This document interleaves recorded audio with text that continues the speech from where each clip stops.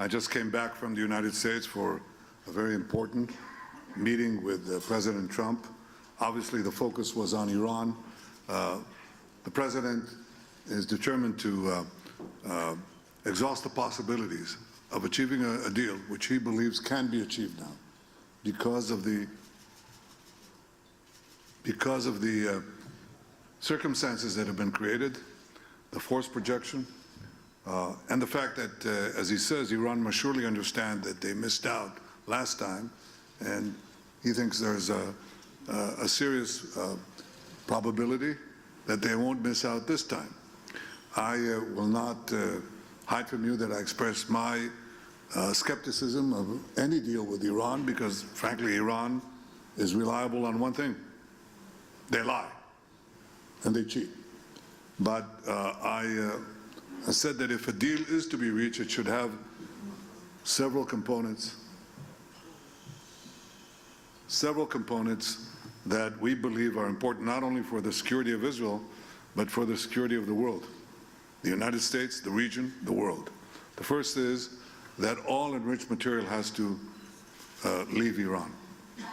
The second is that there shall be no enrichment capability, not stopping the enrichment process, but dismantle the equipment and the infrastructure that allows you to enrich in the first place.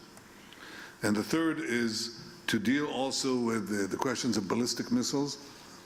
There's an MTCR limitation of 300 kilometers, and Iran is supposed to adhere to it. Of course it doesn't, as the Rising Lion operation by itself manifested.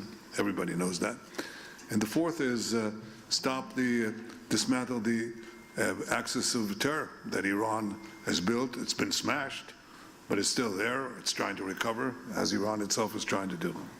And the last thing is, remember Ronald Reagan's dictum vis-a-vis the Soviet Union? Trust but verify. Distrust, distrust, and always verify. So there has to be real inspections, substantive inspections, no lead time inspections, but effective inspections for all of the above. These are the elements that we believe are important for the achievement of a deal, and I presented our position very clearly. We also spoke about Gaza. I think we set out when we went to after we were massacred on October 7th, we set up three goals vis-a-vis Gaza. The first one was to return all the hostages. The second was to disarm or dismantle Hamas's military capabilities. And the third is to dismantle Hamas's governing capabilities. The first has been achieved with the help of the United States and, first of all, with the help of our brave soldiers, our incomparably courageous soldiers.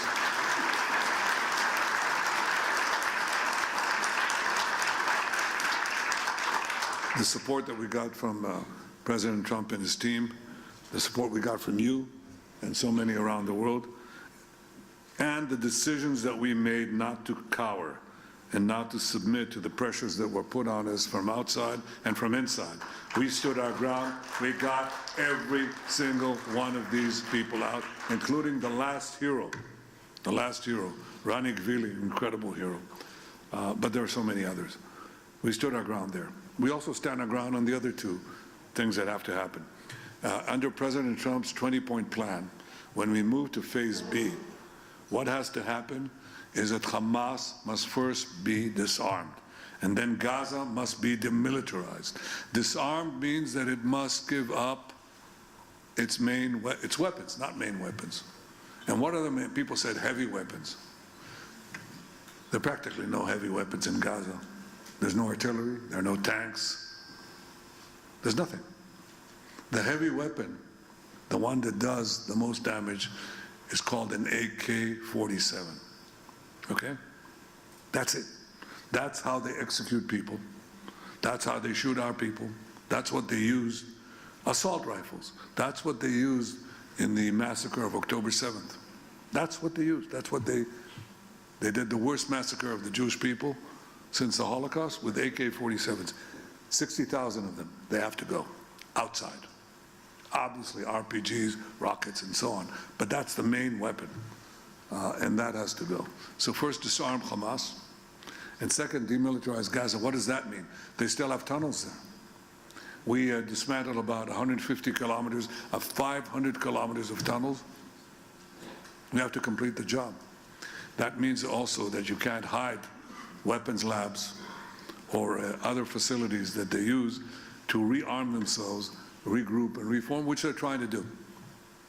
We're giving the President's plan a chance. And he put it very succinctly. He said, it can be done the easy way, or it can be done the hard way. We hope that it'll be done the easy way, because we know the ravages of war, we know what it means to lose people. We know the human cost of war. But that goal has to be achieved one way or the other, and one way or the other, it will be achieved.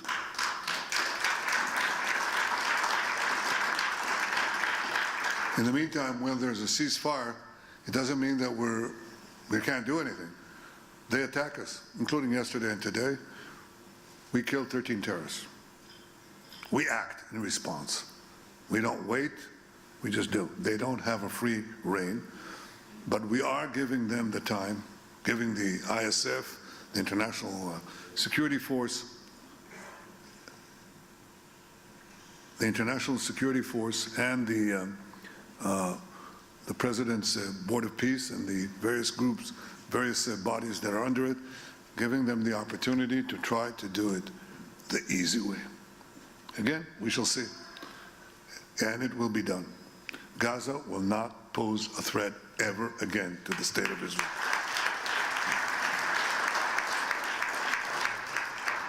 Now, obviously, we have other fronts. The most important one is the front of vilification to the Jewish state and the Jewish people, and the rampant antisemitism, which I'll talk about in a minute. But I want to bring to your attention what is happening, because you will not know it if you turn on the television stations and so on, depends which, of course, you wouldn't know what is happening here. The most important thing that is happening is that people are coming to us. Nations are coming to us. Companies are coming to us. Enormous economic powers are coming to us. Israel has been ranked by The Economist, not a particular fan of me or of the State of Israel in recent years, but it ranked the Israeli economy among the 3 most vibrant economies in the world, just now. Now, this comes after 2 years of war. 2 years. It's our longest war. It's even longer than the War of Independence. 2 years of being savaged in the international media and so on, in the UN and all these associated bodies. Our economy is growing rapidly. Our stock market is at an all-time high. The shekel versus the dollar is at almost at a 30-year high. Inflation is going down. There's very little of it. Interest rates have gone down. Not enough. More. But it's at 4% now. It'll go down further. And the investments in Israel are huge. Now, why is that happening? 1, because we run the economy responsibly. We know how to do that. 2, because we have the war showed the prowess of Israel, the enormous capacities here, the high-tech, deep-tech capabilities that astonish the world. That is not only in the military field. It has immediate consequences in the civilian field, and people understand it. So they come here. Now, as said, countries come here. Chancellor of Germany was here at his initiative. We'd like to talk to you about our defense industry, in which they want to invest a very, very large amount of money. Who's coming here next week? Narendra Modi. Tremendous alliance between Israel and India, and we are going to discuss all sorts of cooperation. Now, you know, India is not a small country. It has 1.5 billion people. In India, Israel is enormously popular. Enormously popular. Did you know that? Yeah, you do. Good. I'm glad you know it. But I want all of you to know it. And there are other countries that are coming to us, one after the other. There's been a change, as you know, in Latin America.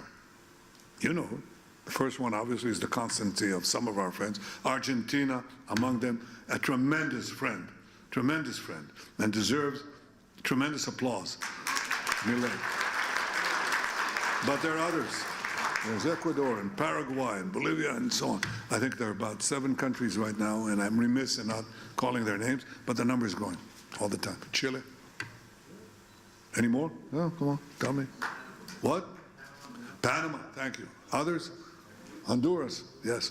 So have I left out anyone? Azerbaijan. That's not a Latin American country. Well, there are more. There are more in Asia than you could possibly believe. And some of them are reticent about it, some of them are less reticent, some of them are open about it. They're coming because Israel is a powerful engine. It's a juggernaut on innovation and technology that is changing the world. About 10 years ago, I said that Israel will be among the top 3 cyber powers in the world. I was wrong. Well, I was right, but it's number 2. Israel, tiny Israel, 10 million people, receives more foreign investments in cyber tech than any other country in the world except the United States. I'm talking about absolute numbers. That's what we did in 10 years. Guess what? We're going to do exactly the same thing in AI.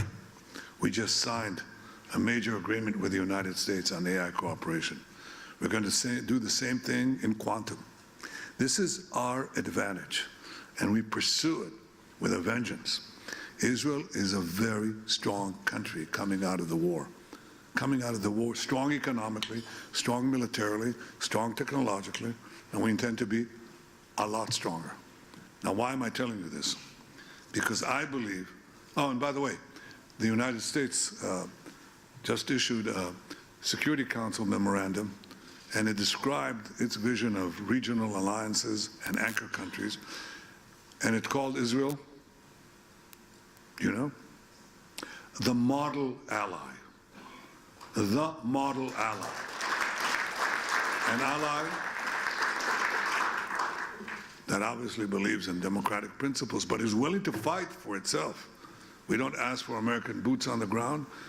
We develop our own arms industry. By the way, that's something I discussed too with President Trump, with deep appreciation for American support given over the years by both parties, both sides of the aisle, for Israel's military assistance.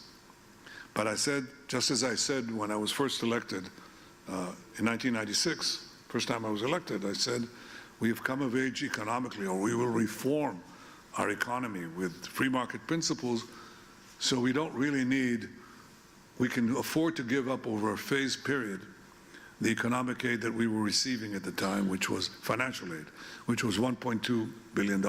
That was a lot of money in those days. Our GDP per capita at the time was $17,000. Now it's going to be very soon $65,000 per capita. And in 10 years, we'll have a $1 trillion economy. Now, that's not a huge economy, but it's not a small economy either. So we can afford to phase out the financial component of the military aid that we're receiving. And I propose a 10-year drawdown to zero. Now, in the 3 years that remain in the present Memorandum of Understanding, and another 7 years, draw it down to zero. Israel will support itself, and does, just as we fight for ourselves. At the same time, we want to move with the United States from aid to partnership, because we have phenomenally gifted technologists and developers of all sorts of defense systems. And we share it with our friend, the irreplaceable friend of the United States. But we want to have now joint investments. We put in one part, they put in an equal part, and we share the fruits. But our goal is to build an independent arms industry in Israel. I think the entire world understands what kind of world we enter, and that's something that we intend to do. I'm saying all this about our capacity to defend ourselves, our strength, because it relates to the last point that I want to make to you. I think people are probably shocked by the waves of anti-Semitism that are sweeping those societies, free societies, the United States, Europe, Australia, where we had the tragedy on the Bondi Beach and elsewhere, and in America itself. And that is indeed shocking. Well, it isn't necessarily shocking if you see the cycles of anti-Semitism throughout the ages. Yes, anti-Semitism had a brief respite. It did, respite after World War II, after the Holocaust, but it came back. It was quite prominent before World War II. No one here is old enough to have known Father Coughlin. Do you know who Father Coughlin was? Do you want to describe to them who Father Coughlin was? Semite with a massive radio audience and had a lot of influence in America. Well, Detroit. yep. Okay, so some of you are old enough. Well, read about it. We only read about it. Well, he was an isolationist, he was a rabid anti-Semite and so on. And of course, World War II, it was enormously powerful. And then came World War II, and we know the rest. And now it's rearing its putrid and ugly head again. Okay, it is. But if you look at the course of Jewish history, then what you see is that this was a fairly constant phenomenon. I mean, once we had lost our land, once we were scattered among the nations, we were ready prey. We were ready prey. And eventually, when there was societal change, the Jews always were blamed. And we were blamed in antiquity, 500 years before the birth of Christ. People don't know about the Hellenistic anti-Semitism that was here in the diaspora. And then what happened in the Middle Ages, you are familiar with. And it happened in modern times. And these attacks on the Jews were always preceded by vilification, horrible vilifications that even so-called civilized and educated people adhere to. The Jews poisoned the wells, the Jews spread vermin, the Jews slaughter Christian children to use their blood for baking matzahs. And this goes into modern times. The Nazis basically said the same thing. And all these vituperations, all these slanders were always accompanied eventually by either exile or pogroms or mass murder. That's what happened to the Jews, one country after the other, into modern times. I think the great change in Jewish history was brought about by the great change in Jewish history, which Herzl saw very clearly, was that when the Jews have their own independent state, they will have the independent power to roll back the physical attacks against us. We suffered during the diaspora from two things that converged and created enormous and repeated tragedy. We were at once prominent and weak. And when you are both prominent and weak, you invite a human quality that happens between individuals, but also between nations. It's called envy. And when you envy someone and you can attack them, then you do. And that is essentially the story of the Jews. It's a simplification of anti-Semitism, but it tells you a great deal of what underpinned it. Well, with the rise of Israel, the Jewish state is definitely prominent, but it is no longer weak. On October 7th, they thought they'd do a Holocaust on us. That was the goal. If they could get away with it, they'd murder every last person, every last woman, child, infant that they could, which is what they did. But we rolled them back after day one with horrible consequences. We lost 1,200 innocent people. In the Holocaust, October 7th happened every day, 5,000 times. 5,000 times. We don't let a day of such tragedy go by. We rolled back our enemies. We're in the process of destroying the remainder of that terror axis. We can fight back. And countries are coming to us because we have that strength. And I submit to you that that strength is something that we have to display in every country. In Australia, in Europe, in the United States, everywhere. I say to you in front of these vilifications, do not cower. Do not bend. Do not bow your head. Fight back, because people respect those who respect themselves. And the minorities that fought back, whether it's the blacks or the gays or women, they fought back. And what we have to do as Jews, both here in Israel and in the various Jewish communities around the world, beginning with the United States, is to fight back. Silence will not help. Looking askance will not help. Fight back. That's what I tell you. That's what I tell young Jewish students that I meet. I'm very proud of them when I meet them. I see that they have this inner fire. But it must be a policy. We fight back. There's going to be a media war. There's a digital war. Yes, I know all of that. And we're going to fight it together. But the most important thing is that you are willing, God, I hate to borrow this phrase, fight, fight, fight. You have to fight back. The first requirement to defeat anti-Semitism is to fight anti-Semitism. It's the only way. There's no other way. We do so, obviously, on the battlefield and the physical manifestations of those who want to slaughter us, and we're very successful in. But we have to do it on the information level or the disinformation level as well. And I guarantee you that if we do so, the Jewish future, as you see in this remarkable state, the Jewish state, the state of our people, will have a remarkable future. Thank you for your consistent, unqualified, unfettered support. Thank you, dear friends, and we'll see you next year in Jerusalem. Thank you very much.